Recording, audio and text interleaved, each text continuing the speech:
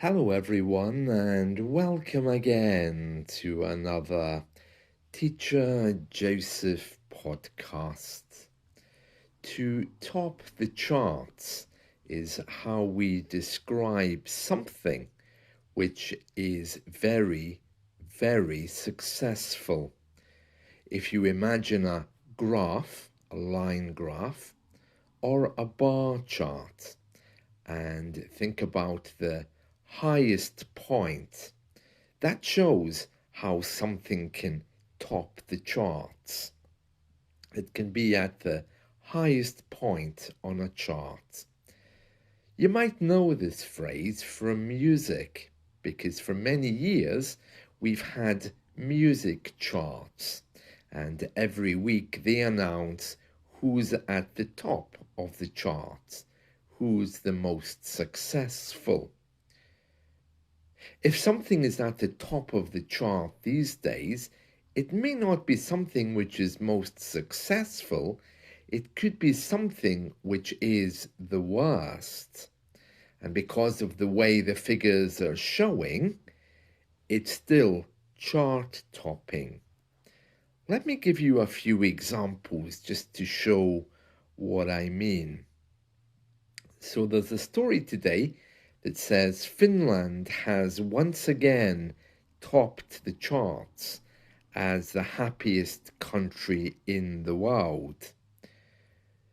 And this story is going on to ask the question, well, why is Britain not like that? In comparing Britain to Finland, they're saying that, well, Finnish people are happy because they spend more time in nature. Well, British people could do that too, but we don't.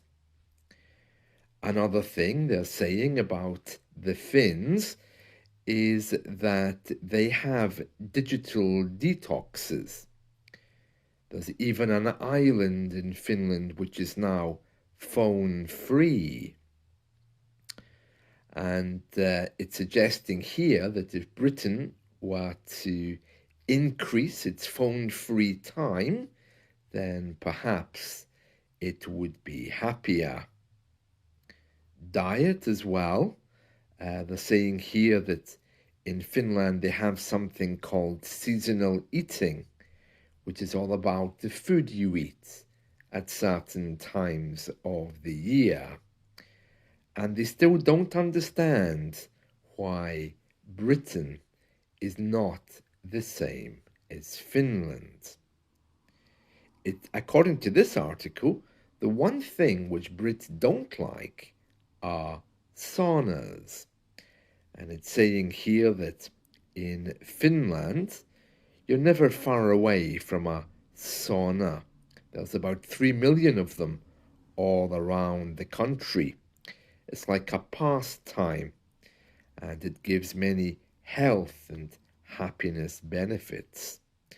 And that's something else we don't have here in the UK. So that's one example of topping the charts. Finland is a chart topper, if we want to use it as a noun. A chart topper is something which is at the top of the charts.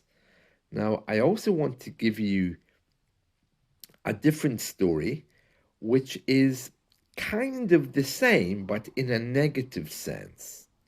So Glasgow is topping the charts as the most dangerous area in Scotland. It says here in one of the Glasgow newspapers called the Daily Records that comparisons of crime rates put the city top of the charts ahead of Dundee, Clydebank and Dumbarton. Security company Churchill Support Services used statistics from the Scottish Police data to compile its yearly report. And they're saying here that Glasgow has major issues with crime. Not only with crime, but Glasgow also tops the charts for homeless people. Apparently, some 7,000 homeless people are living in temporary accommodation in Glasgow.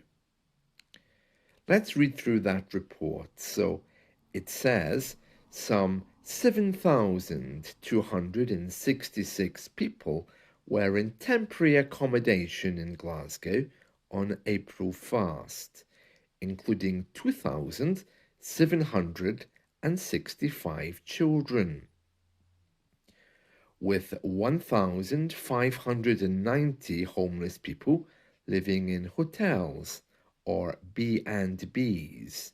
That just means bed and breakfast. Nearly 250 women were staying in hotels or bed and breakfasts, while they were also men.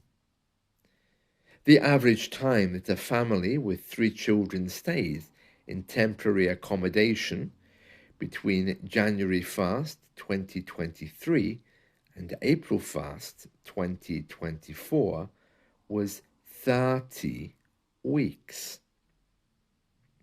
Oh, very interesting. And it seems that the Scottish Government has declared a national housing emergency, and they're going to be having a big debate about it.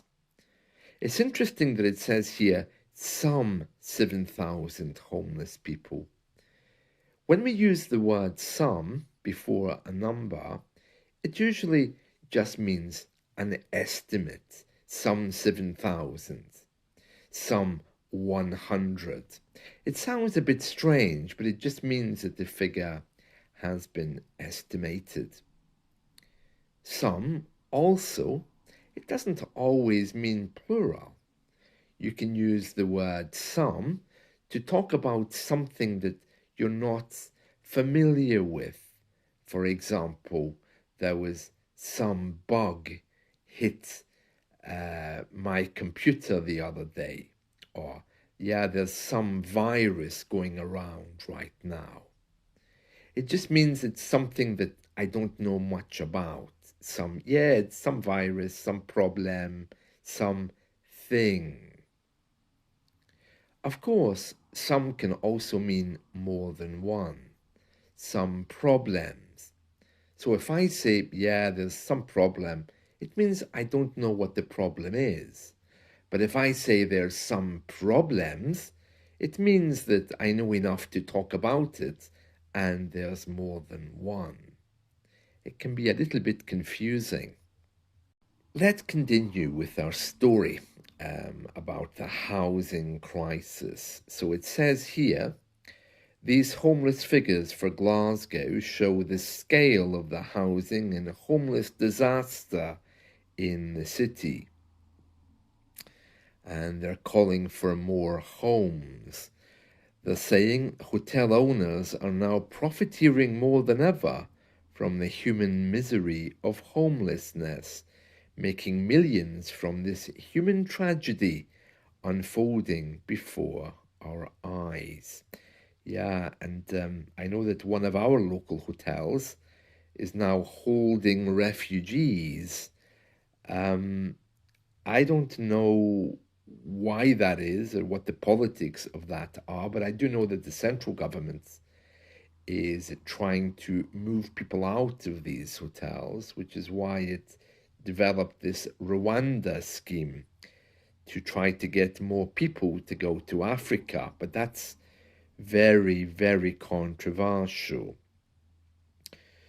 This report says it also revealed 453 individuals reported to Glasgow City Council that they had slept rough between June and December 2023. Between January and April 1st this year, some 219 people reported sleeping rough. A spokeswoman for Glasgow's Health and Social Care Partnership said, demand outstrips availability, which means people are spending longer in emergency and temporary accommodation than any of us would want. Yeah, I do know that's a big deal around here. I'm not sure exactly, though, if they're looking at the problem. I mean, the problem isn't homelessness. The problem, of course, is the fact that Scotland is the drug death capital of Europe, and also that we have more broken families than we had before. So people seem to look to the government, as always, to be our mother. And they're saying, well, I've separated from my wife, or I have an addiction problem, and therefore the government needs to do something with me. And ultimately, you become a statistic on the government's report, and then you become a story in Teacher Joseph's podcast. So, yeah, it's a very deep problem. I don't know how they're going to fix that, but building more houses isn't the answer. I think they should be dealing with a deeper issue as to why people are homeless. It's not just about the shortage of houses. I think it's more about social issues, but I don't know. That's not what the report is tackling. The report is only talking about the numbers. So it's very interesting. So it's topping the charts for homelessness, and Glasgow is also topping the charts as being the crime capital of Scotland as well. I mean, there shouldn't be any surprises there. It's always been a kind of rough and tumble city, but it does raise deeper questions about the people who live there and the social problems of the north of the UK, which have been ignored for many years.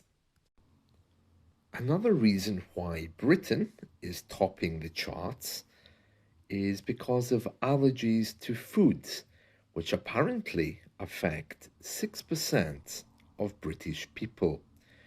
Let's read through this story. It says, about the UK adult population, 6% of British people have a doctor-diagnosed food allergy, according to a study by the Food Safety Watchdog. More than 30% of adults also report living with food sensitivity.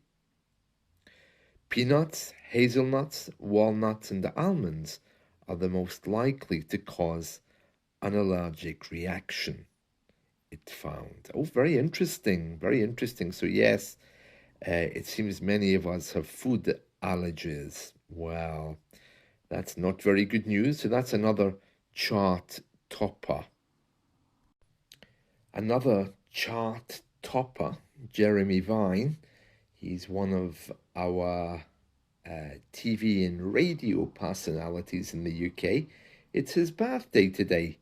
He was born in 1965. Jeremy Vine.